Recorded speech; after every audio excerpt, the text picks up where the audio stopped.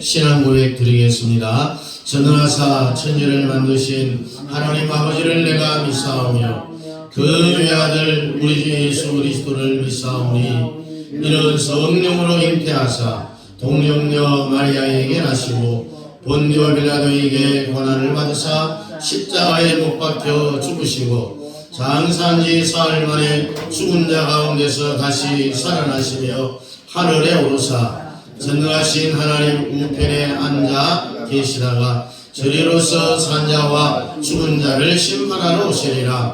성령을 믿사오며 거룩한 공예와 성도가 서로 교통하는 것과 죄를 사하여 주시는 것과 몸이 다시 사는 것과 영원히 사는 것을 믿사옵나이다. 아멘. 앉으셔서 찬송 268장입니다.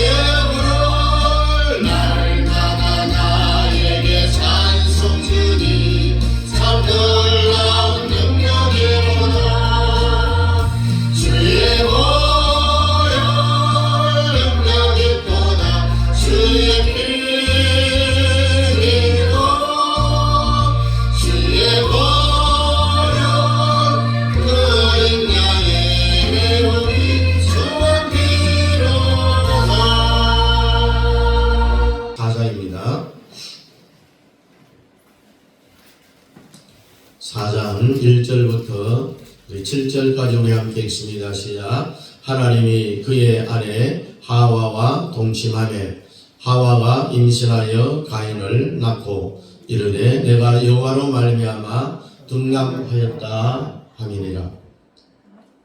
네.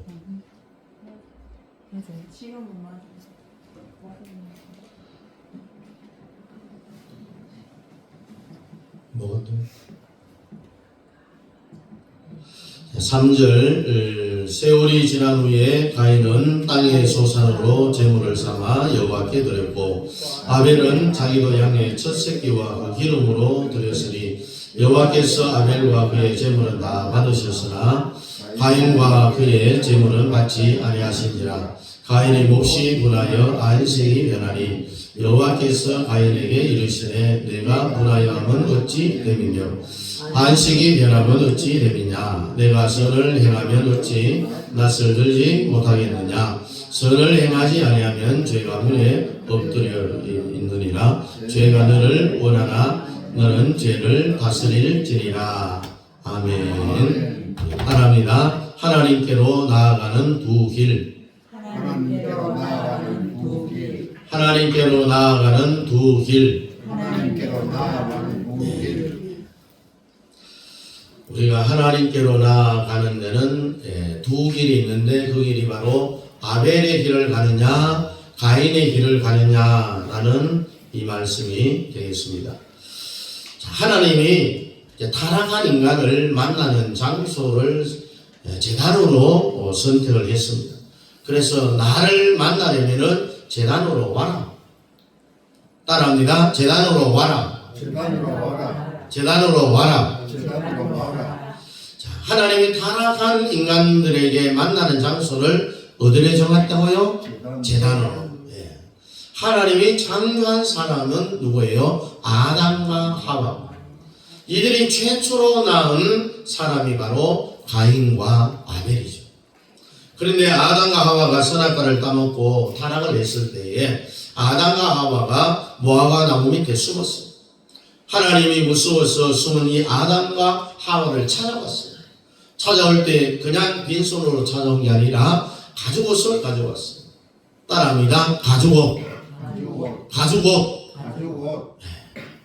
가죽옷을 가져와서 번제한 아담과 인간을 덮어버렸어요. 그때 아담과 하와가 하나님과의 대화가 가능해졌어요. 그럼 이 가죽옷이 뭐냐? 일반 은총으로 말하면은 사람의 그 부끄러움을 가리는 옷에 불과하지만은 이 가죽옷을 일반 은총으로 말은 볼 수가 없다는 거예요. 틀림없이 여기에는 특별 은총인 예수.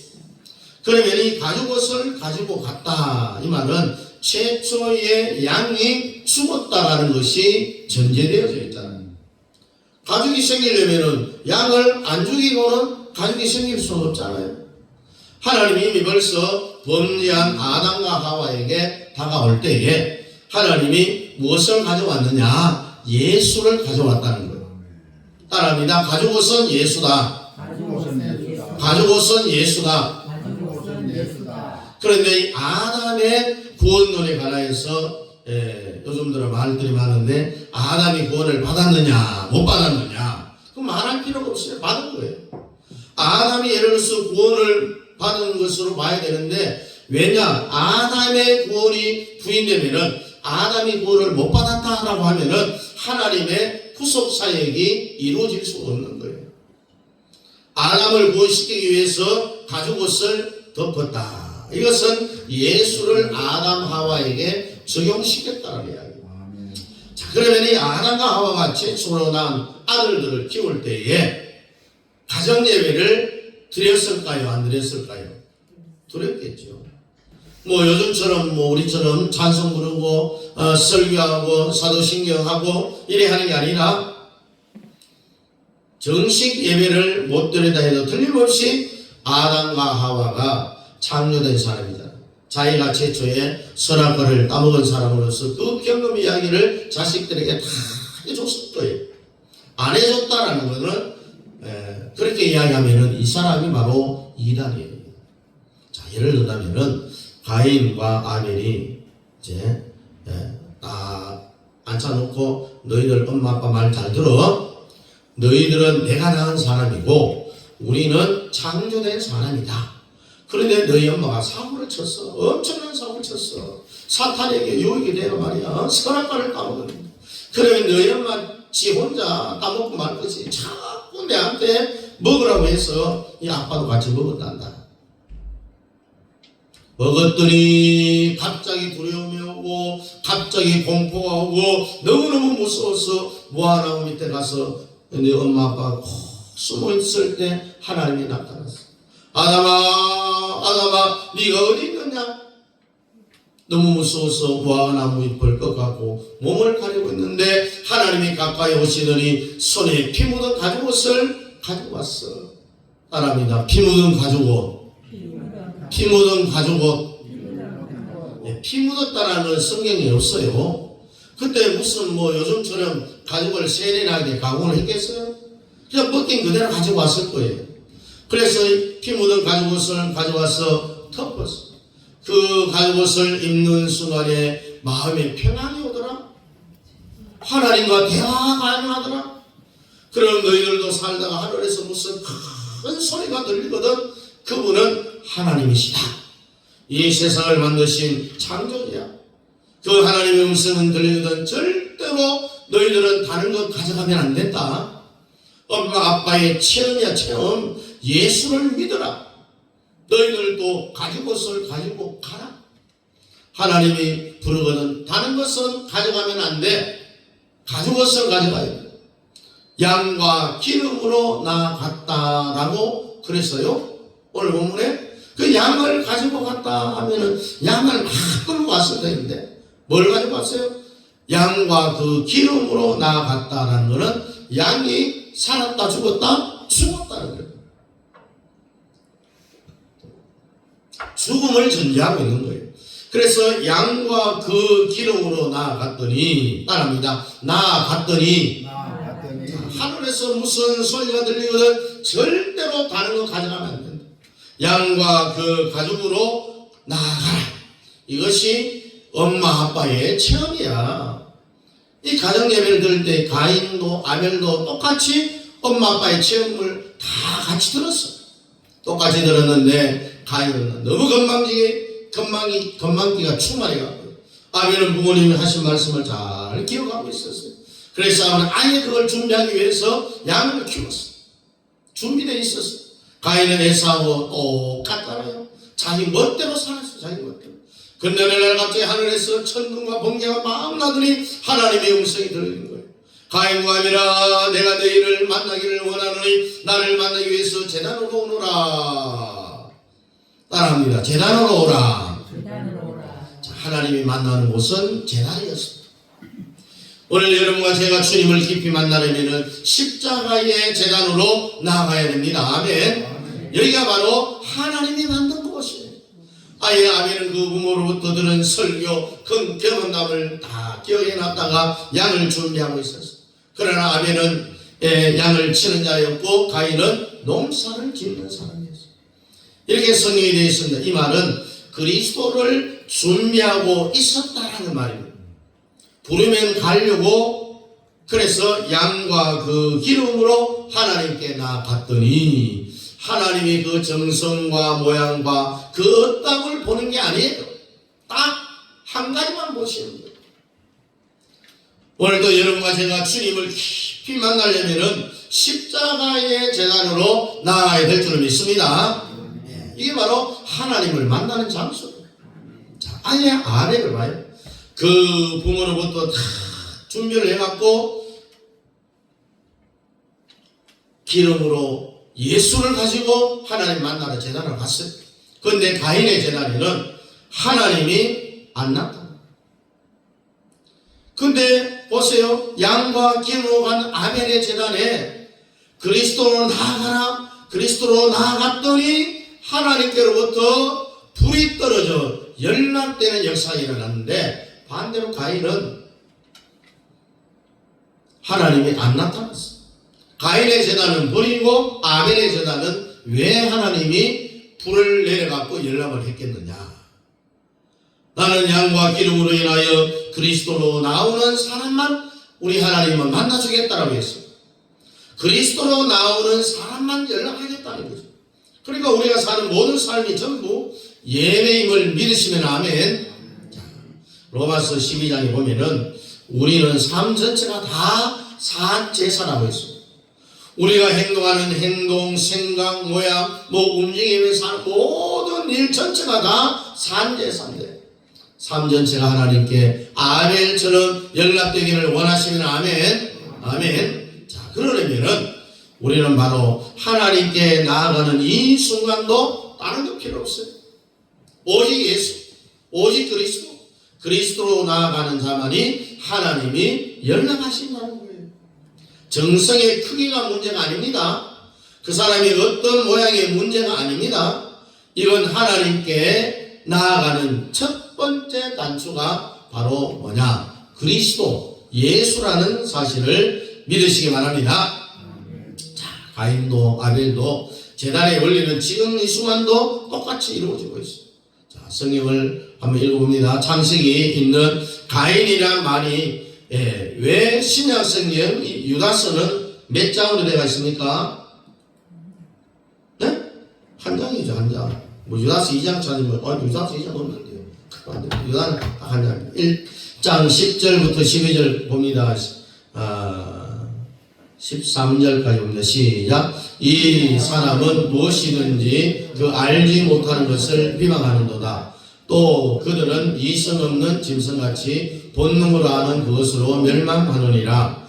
화 있을진저 이 사람들이여 가인의 길에 행하였으며 삭설 위하여 발람의 어그러진 길로 몰려갔으며 고라의 배역을 따라 멸망을 받았도다.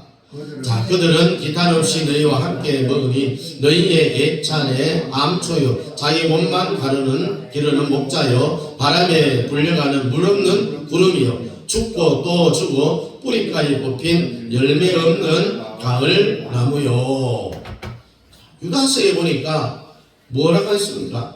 가인의 길에 행하였으며 가인의 길을 가는 사람도 있었다라는 이야기입니다. 신약시대에도. 그래서 가인의 길에 섰다라는 것은 가인의 길을 선 사람이 있다라는 그런 말씀이잖아요. 이게 구약입니까? 신약입니까? 신약이잖아요. 신약인데 가인의 길에 선자가 있다는 이야기입니다. 오늘 이 자리는 그 사람이 하나도 없기를 바랍니다. 그런데 있을 수가 있어요. 가인의 길에 완전히 안 써도 한 말은 가인의 길에 다 올려놓은 사람이 있어요. 이 사람이 어떤 사람이냐? 그리스도가 약한 사람. 예수 그리스도를 아는 깊이가 약한 사람은 무조건 가인의 길에 서려고 준비 태세를 다 갖추고 5분 되기 전에 있는 거예요. 실력하고 능력하고 관계없어요. 하나님이 원하는 말을 해주는 사람은 하나님이 연락하십니다. 성령의 불이 떨어집니다. 아멘. 하나님이 연락하는 방법 중에 제1로가 뭐냐? 성령으로 연락이 되는 겁니다. 그리스도로 나아가는 자에게만 성령의 불이 떨어지게 되어 있습니다. 자, 우리가 하나님의 일을 함에 있어서 위험이 크게 뭐냐? 그리스도를 말하는 걸 자꾸 꺼려해요. 안 하려고 합니다. 사탄으로부터 유혹을 받았다는 이야기죠. 예수 그리스도를 말 안 하려는 것은 그래서 그리스도 얘기를 자꾸 하려고 하다 보면은 그리스도 얘기는 아주 간단 명료하고 단조로워요. 내용이 전혀 복잡하지 않잖아요.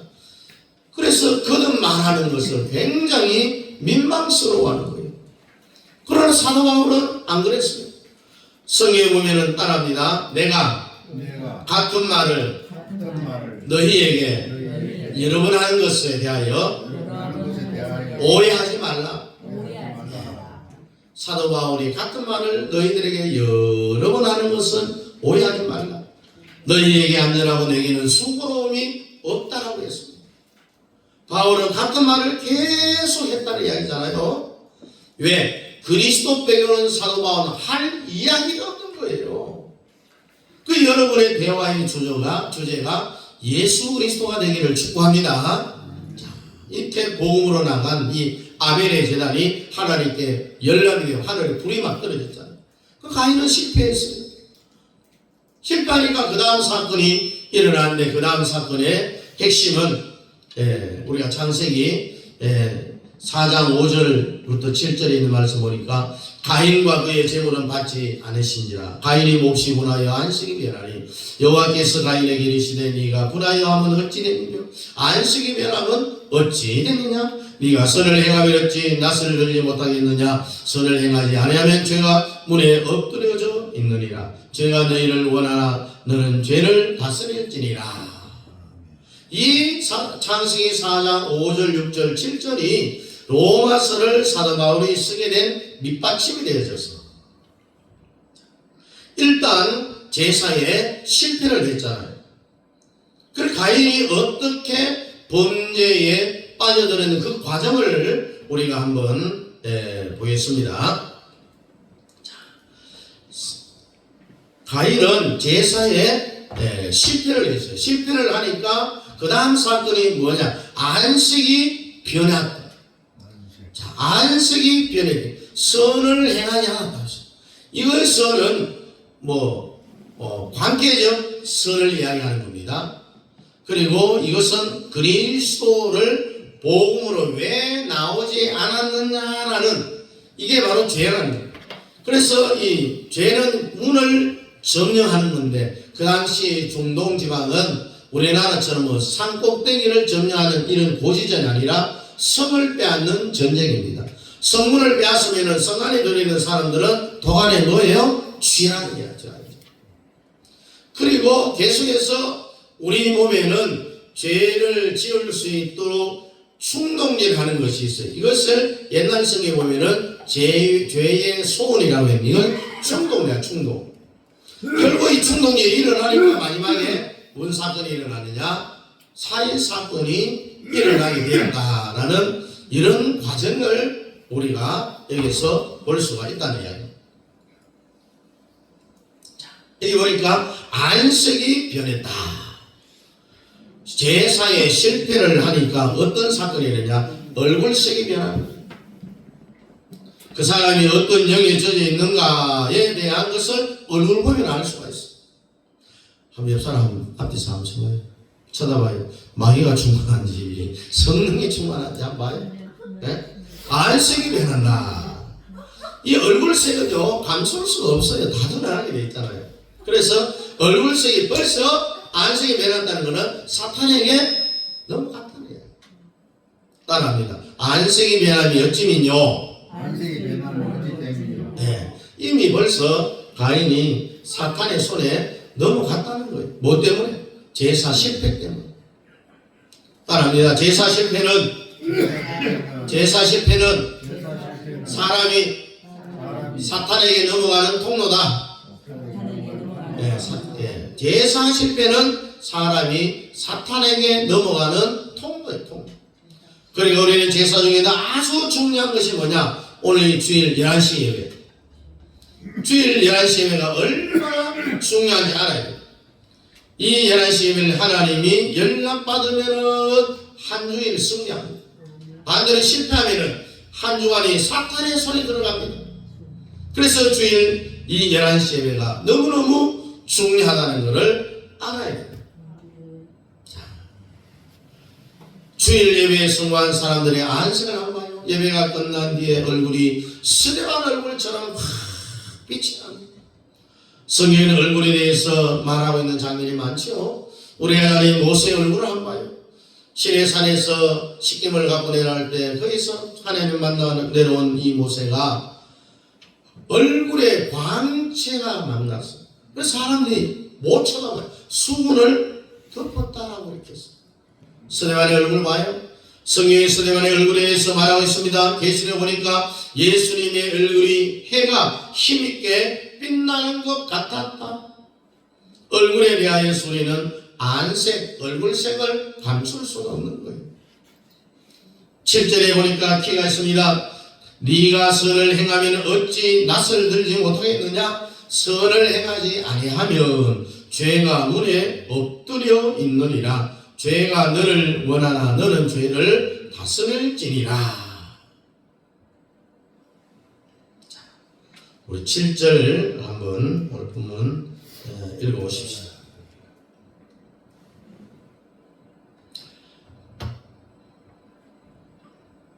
(7절만) 봅니다. 시작. 내가 선을 행하면 어찌 낯을 들지 못하겠느냐? 선을 행하지 아니하면 죄가 문에 엎드려 있느니라. 죄가 너를 원하나 너는 죄를 다스릴지니라. 아멘.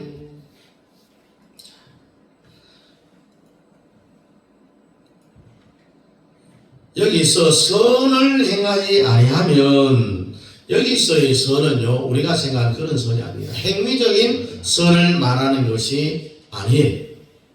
가인이 선을 행하지 않았다. 이 하나님이 말하는 거는요 뭐 과일 숫자가 하나님 마음에 안 차서 잘 안 닦아서 먼지 묻은 것 가져왔다 이게 아니에요. 네가 선을 행치 아니하면 여기서 선은 로마서에 말하는 칭의 관계적 선을 말하는 겁니다. 행위적 선을 말하는 게 아니라 그리스도와의 관계 양과 그 기름을 말하는 거라는 거죠. 그래서 가인은 너 왜 양과 기름으로 안 나오느냐 이 말입니다. 다시 말해서 너는 왜 그리스도로 안 하느냐 이 말이 바로 네가 선을 행치 않았다라는 뜻이에요. 그래서 행위적인 것이 아니라 그리스도와의 관계적 선으로 너는 내게 나오지 않았기 때문에 하나님은 가인의 제사를 안 받았다는 거죠. 왜? 건방지다는 거죠. 네가 복음을 안 들었냐? 들었지 않냐? 네 엄마 아버지한테 들었다 이거지. 내가 가지고서 갖다 입혔다는 걸 들었으면서 너는 복음을 무시했다 이거지. 너는 네 이론, 네 생각, 네 자아와 인간적인 생각, 인본주의 여기에 사로잡혀갖고 네가 선을 행하지 아니하면 이 선은 양과 그 기름으로 왜 안 나오느냐? 다시 말해서 복음으로 안 나왔다는 거예요. 네가 선을 행치 아니하면서 이 말은 복음으로 네가 내게 나오지 않았다.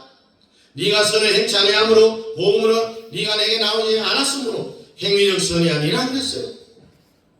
따라합니다. 행위적 선이 아니고 복음과의 관계를 말한다. 너는 복음과의 관계가 무너졌다는 이야기입니다. 양과 기름으로 나오지 않았다는 말이죠. 또 다른 말을 표현하면 예수 이름으로 나오지 않았다는 거죠. 그래서 네가 예수 이름으로 안 나오고 선을 행치 아니하면 어떻게 되느냐? 선을 행치 아니하면 그 다음에 죄가 문에 엎드린다 라고 했습니다. 그리스도와의 관계가 무너지면 이 관계적 선 복음을 앞세워 나오지 아니하면 너는 왜 복음의 나를 만나려고 나오지 않았느냐? 너는 네 의로 재단을 쌓고 나갔다는 이야기입니다. 복음으로 안 나왔기 때문에 나는 너를 절대로 받아줄 수가 없다 이 말입니다. 그 다음 단계로 내려가면은 안색이 선으로 갔는데 선을 행치 아니하면은 관계적 선이 무너졌다라고 생각하면은 그 다음에 죄가 문에 엎드린다고 했잖아요. 이 죄라는 말이 이제 등장을 합니다. 이 말을 우리가 꼭 알아야 돼요. 이 말을 모르면은 로마서의 해석이 안 됩니다. 이 죄는 무슨 죄를 말합니까? 죄가 문에 엎드린다 말은 성경에 기록된 문화가 한국이 아니라 중동이죠. 중동 전쟁은 조금 전에 말했듯이 성 빼앗는 전쟁이에요. 전부 사막이잖아요. 성을 다 세워놓고 이 성 뺏는 전쟁이에요. 전쟁. 그래 우리도 보면 서울의 남대문, 동대문, 서대문 다 문이 있잖아요. 그 문을 점령해버리면은 그 문 안에 있는 성 안에 있는 사람들은 다 도가니 든치예요. 문을 점령하면 전체를 다 빼앗는 거나 마찬가지예요. 이런 문화를 배경으로 해서 하는 말을 한번 들어봐요. 네가 그리스도와의 관계가 무너지면은 이 죄는 사탄을 인격화시킨 말입니다. 로마서는 이 죄를 단수의 죄하고 복수의 죄로 구별하고 있습니다. 복수의 죄는 이미 죄가 생산되어져서 나온 제품을 말하는 거고 로마서 1장의 죄는 전부 복수예요. 복수. 이 단수의 죄는 뭐냐? 드러난 죄를 말하는 게 아니라 죄가 아직도 바깥으로 나오지 않았다는 거예요. 사람 속에서 죄를 만들어내는 힘을 단수의 죄라고 이야기해요. 네 속에 죄를 만들어내는 힘이 네 마음의 문을 먹어버렸다. 삼켜버렸다. 그러면 그때부터 너는 죄의 종이 되는 거야. 이런 이야기입니다. 그래서 죄가 사람 속에 들어와서 문을 점령해버리면은, 문을 먹어버리면은 인간은 도안이든 쥐야. 사람의 의지를, 너의 의지를 사탄에게 다 넘겨줬다는 이야기입니다. 이것이 뭐냐? 오늘 본문에 있는 죄가 문에 엎드린다라는 이 말의 뜻입니다. 따라합니다. 선을 행치 아니하면 이 선은 관계적 선이라고 했어요. 행위적 선이 아니라고 했어요. 다른 말로 하면은 복음이라고 했어요. 네가 복음으로 나오지 아니하면은 그리스도를 모르고 나오면은 네가 그리스도와의 관계가 정확하지 않으면은 죄가 문에 엎드려진다. 이 죄는 드러난 죄가 아니라고 했어요. 죄를 짓게 하는 힘이라고 했어요. 다른 말로 표현하면은 사탄. 사탄을 인격화시키는 것을 죄라고 합니다. 그래서 하나님이 죄가 문에 엎드린다. 이 말씀을 하지 말고 그냥 하나님이 네 속에서 왕노릇한다. 이렇게 하면 훨씬 더 이해가 빠르죠. 네 속에 죄가 왕노릇한다. 그래서 이 창세기 4장은요, 이 로마서를 사도 바울이 해석하는 아주 기본입니다.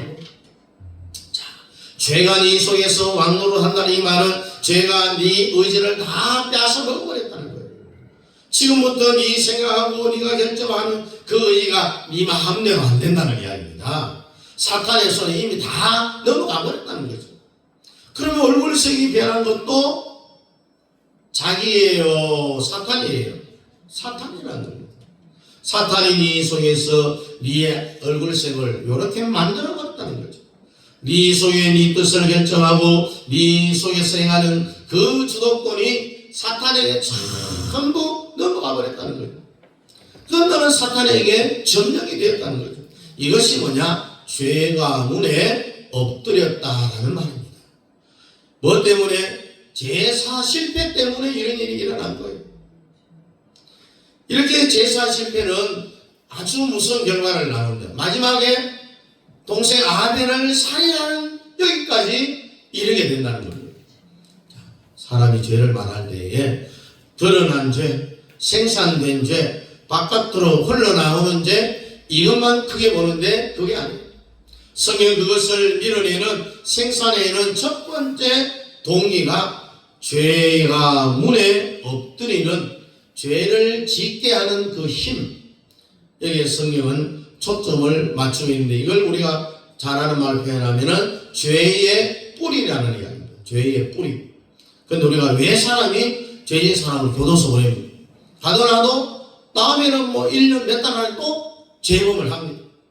왜 그러냐 물어보면 지가 모른다고. 왜 그러냐? 그 속에 죄를 짓게 하는 힘이 있다는 거예요. 그 힘이 그 사람을 먹어버린 거예요. 사탄이 그 사람을 먹어버렸다는 이야기예요. 그래서 그걸 성경은 죄가 문에 엎드린다 이렇게 표현을 합니다. 죄가 문에 엎드려지면은 의지를 다 빼앗아버리면은 그 죄가 사람의 의지를 먹으면은 어떻게 되느냐? 옛날 성경에 보니까 죄의 소문이 일어난다. 이걸 죄의 소문이라면은 뭔 말인지 잘 몰라요. 소문이라는 말을 빼고 충동이라는 단어를 딱 넣으면 죄가 네 속에서 충동질을 일으킨다는 거예요. 근데 너는 그 충동대로 따르지 말라. 죄의 소원 충동이 네게 있으나 너는 그것을 따르지 말고 오늘 보면 마지막에 보니까 죄를 뭐하라? 이기라. 이 말씀을 합니다. 이기라고 하는데 이 이길 힘이 오늘 우리에게 있느냐? 없어요. 죄를 이길 힘은 우리 인간은 없습니다. 누구한테 있느냐? 예수한테 있습니다. 예수는 이미 우리가 사고나 시켜갖고 죄 지은 결과만 용서하는 게 아니고 예수님의 힘은, 복음의 힘은 어디까지 펼쳐지느냐? 죄를 생산해내는 공장을 완전히 파괴시켜버려요. 우리 속에 죄를 짓게 하는 원래 근본 죄 뿌리를 완전히 드러내버리는 거예요. 그래서 사탄을 예수가 내어 쫓았다는 거예요. 이것이 바로 창세기 4장의 말씀. 로마서를 가기 위해서 준비 작업을 다 해놓으십니다. 이 사실을 바울은 바로 알고 있지만은 우리는 그동안 복음을 어떻게 가르쳤어요? 어떻게 설교했습니까? 어떻게 성도들을 가르쳤고 또 우리가 들었습니까? 야, 너희들 속에 죄짓고 싶어하는 마음 막 일어나시. 예, 일어납니다. 일어나면 누르라고, 참으라고, 그걸 잘라내라고. 잘라내려고 하는 그 본인도 못 잘라내면서 자꾸 잘라내려고 하죠. 이게 현실입니다. 사도 바울도 이기지 못한 그 죄를 성도들 보고 이기라고 잘라내라고 하면 할 수 있겠어요? 바울이 누르다가 안 되니까 오라 나는 완전히 폐교폐 되었다 이렇게 선언을 하잖아요. 누가 나를 이 죄가 누르는 이 죄의 힘으로부터 나를 끄집어내 줄 수 있어야. 그러나 이게 8장에 가서 보니까 바울이 그랬어요. 이거는 내 의지로 되는 게 아니구나. 생명의 성령이 법이 와야 되는구나 라는 것을 깨닫게 됩니다.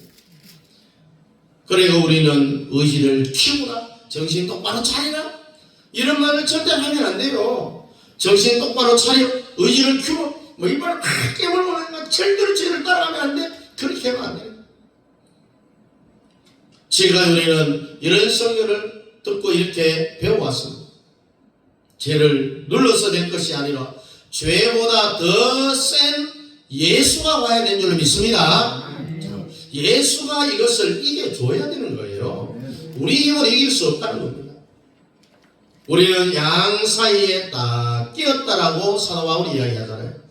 내가 양 사이에 끼었다. 인간의 의지는요, 영의 법 앞에는 아무 힘도 없어요. 힘도 없어요. 그래서 이 충동을 이기라는 그러는 것은 자기 힘으로는 못 이깁니다. 결국 동생 아벨을 죽이는 살인이라는 열매를 맺어내는 거예요. 제사 실패가 엄청난 결과를 가져오는 거죠. 그래서 제사 실패를 하고 안식이 변하고 또 예수 그리스도 복음으로 나오지 않아서 왜 선을 행하지 않았느냐, 죄가 문에 엎드려진다, 네가 사탄의 모든 것은 다 잠식당했다. 결국 이 충동질 때문에 아벨을 살인하는 이 살인까지 이르는 거예요. 이런 과정을 통하여서 한 죄가 완성품이 되어져 나오는 겁니다. 제사 실패에서부터 마지막 완성품은 살인사건, 동생을 죽인다는 거예요. 그러면은 다른 죄들도 다 똑같아요. 제일 먼저는 제사의 실패부터 시작이 되어지는 겁니다. 그래서 이 제사 실패하면은 이 가인이 아벨을 마지막 결국 죽이는 요 과정을 똑같은 과정을 겪으면서 죄를 생산해낸다는 거예요. 요걸 설명하는 것이 바로 가인과 아벨의 원리입니다, 여러분. 모든 여러분 영적 싸움은 어디서부터 시작되느냐? 예수 그리스도와의 관계입니다. 관계. 제사에서 승리. 제사에서 다 승리하시길 바랍니다. 아멘. 자, 죄를 이기는 길은요, 여러분, 그리스도와의 관계가 잘 정돈돼야 됩니다. 자, 의지를 키우는 것, 의지를 절제하는 것, 죄를 절제하라. 죄를 절제할 힘이 없어요, 우리에게는. 그래서 사람은 비대칭 전략으로 영은 영으로 이겨야 돼요. 이미 범죄의 영이, 죄의 영이 내 문 앞에 다 엎드렸다면은, 이미 내 마음 문을 사탄이 먹었다면은, 내 의지를 삼켰다면은, 문이라는 건 뭡니까?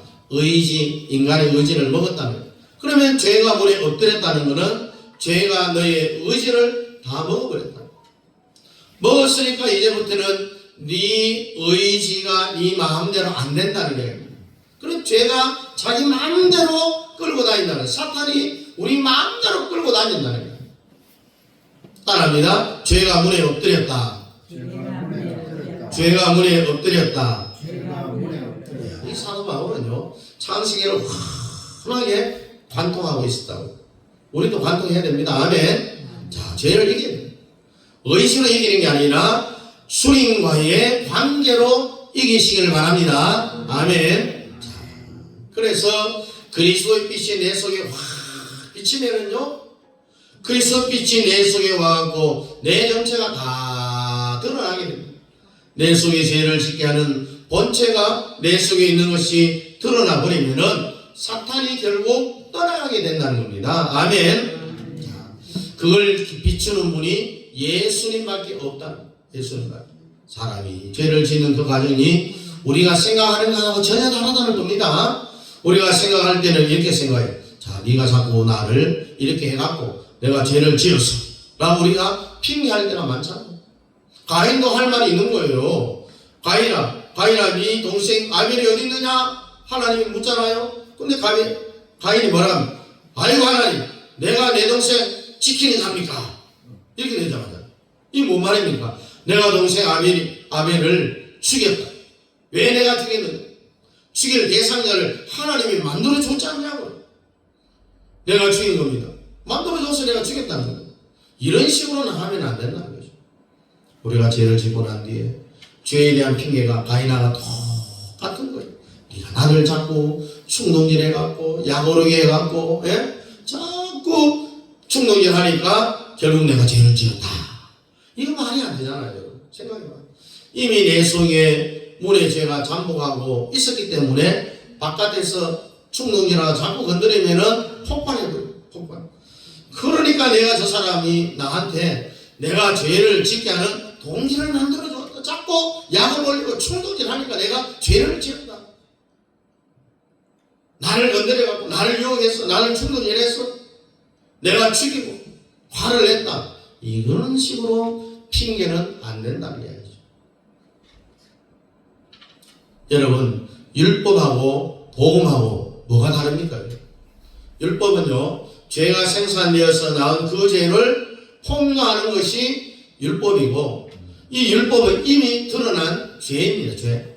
바깥으로 나온 것을 폭로하는 것이 율법의 사명입니다. 이게 죄인지 아닌지를 알게 하는 게 율법이라는 겁니다. 그럼 복음이 뭡니까?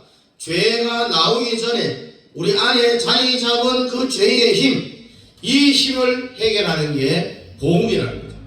그래서 복음하고 율법은 근본부터 다르다는 거죠. 근데 지금 사실 여러분들 복음 위에 살아가고 있는 것 같지만은 거의 90%가 율법 위에 서 있다는 거예요. 죄를 지은 결과에 대해서만 목사님이 강대상이 계속 막 말을 합니다. 성경을 막 갖다 대면서 죄 지은 결과만 계속 성도들에게 막 조지는 거예요. 성도들 기독교인들 이렇게 살면 안 돼? 여기에 다 계속 칼을 갖다 댄다. 그러면 그 사람들이 교회 오면은 그건 사실이기 때문에 성도들이 걔가 푹 죽어서 말도 못하고 율법과 길을 못 쓰는 거예요. 왜? 자기가 죄를 지은 건 사실이니까. 교회 오면 힘이 없어요. 얼굴이 그냥 어두운 거예요. 그 다음에 복음이 여기에 안 가버리면요 복음이 네 속에 죄를 지는 힘을 끄집어내려고 하는 거예요. 그게 뭐냐? 예수라는 이야기입니다. 예수를 부르면은 그래서 근본적 죄의 힘을 해결하는 것은 복음으로 이어지지 아니하면은 그 사람이 얼굴색이에요. 썩은 얼굴로 평생을 살아가는 거예요. 따라합니다. 예수는 드러난 죄도 용서하시고 죄를 짓는 힘까지도 해결한다. 자, 율법은 해결 못하고 폭로만 합니다. 야, 너 이게 죄 짓지 않냐? 이게 잘못된 것이다. 죄에 대하여 폭로만 합니다. 그러나 해결하신 분은 복음, 예수라는 사실. 그래서 오늘 양과 그 기름으로 나아가야 된다. 여러분 복음의 사람이 되기를 바라시는 아멘. 90%의 목사님들이 로마서 2장에 딱 걸려있어요. 네가 신사의 물건을 도둑질하지 말라는, 네가 신사의 물건을, 신전의 물건을 슬쩍 훔쳐갔지 않느냐? 설교는 도둑질하지 말라라고 해놓고 자기 손에 슬쩍 도둑질하는 것하고 뭐가 다르냐는 거예요. 바로 로마서 2장에 뭐라고 말해요? 네가 율법을 가지고 죄를 책망하면서 너는 똑같은 죄를 짓고 있다고 했습니다. 죄를 지으면서 계속 율법으로 죄를 두고돌린다는 거예요. 이게 지금 한국교회 상황입니다. 그래서 우리는 창세기 4장에 가인과 아벨의 원리를 그 의미를 모르고 슬쩍 지나가 버리면 큰 코 다치는 거예요. 그 사람에게는 로마서로 갈 수 있는 힘이 없어요. 자, 이제 전체를 한마디로 요약을 하면 잘 들어봅니다. 따라합니다. 제사의 실패는 제사의 실패의 그 원인은 오직 양과 기름으로 그리스도와의 관계를 말한다는 거예요. 창세기 1장을 전제로 해서 나갔다는 이야기. 그걸 기본으로 깔고 나갔다는 거죠. 그래서 하나님 앞으로 복음을 가지고 나갔다. 그래서 양과 그 기름으로 나아갔다. 우리도 복음을 가지고 나가야 됩니다. 예수 이름으로 나가야 됩니다. 그리고 7 복음의 기둥을 가지고 나가야 되는 거예요. 탄생, 고난, 십자가의 죽음, 부활, 승천, 다음 재림, 천왕국, 이 복음의 7가지 기둥을 확 붙잡고 나가요. 그래야 내 속에 있는 죄의 힘을 누가 이겨줍니까? 예수님이 이겨주는 거예요. 예수 외에는 방법이 없다라는 거예요. 오직 예수님만이 내 속에 있는 죄를 만드는 힘을 이기는 겁니다. 우리가 처음 예수 믿고 처음 예수님을 나의 구주로 영접하고 첫 은혜를 체험할 때에 그 체험한 그 사람의 영이 얼마나 민감했는지 몰라요. 말까지도 통제할 정도로 영이 민감했다는 거예요. 자, 예를 들어 갖고요, 내가 막 화를 내려 그러면요, 그 속에서 그에 대하여 경고하는 세력이 속에 있는 거예요. 너 화내면 안 돼. 너 여기서 실패하면 안 돼. 너는 죽어. 화내면은 이 속에 다른 세력이 있는 것을 우리는 경험을 했어요. 근데 오랜 세월이 지나다 보니까 이게 전부 뭉개져 버렸어요. 감각이 없어져 버렸다는 겁니다. 생명의 성령의 법이 바로 죄와 사망의 법에서 우리를 해방시킬 수가 있습니다. 아멘. 자, 양과 기름으로 나가서 하나님께 연락되어서 승리하는 삶을 살아갈 수 있기를 주님의 이름으로 축복합니다. 우리 함께 기도합니다. 주님, 이 시간 우리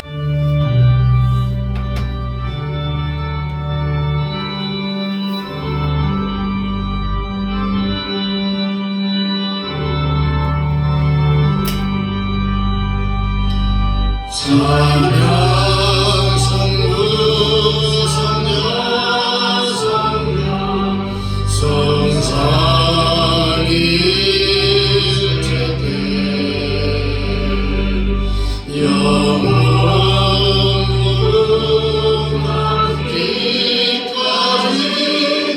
영광을 올리세.